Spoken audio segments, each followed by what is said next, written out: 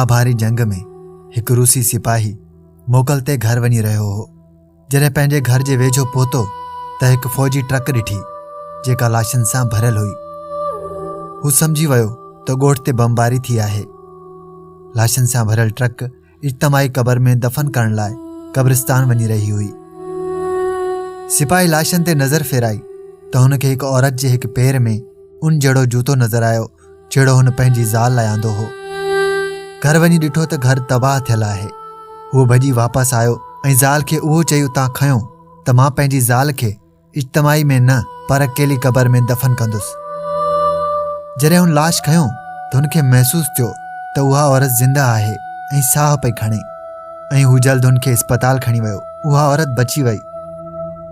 उन खां केतिरा साल पोइ उन औरत खे हिकु पुटु ॼाओ जंहिंजो नालो व्लादिमीर प्यूटन रखियो वियो, जेको हिन वक़्तु रूस जो मौजूदा सदर आहे। इन ॻाल्हि जो ज़िक्र आॻूणे अमरीकी सेक्रेटरी ख़ारजा हिलरी क्लिंटन पंहिंजी किताब में लिखियो आहे। वाकई मारण वारे खां बचाइण वारी ज़ात वॾी हूंदी आहे।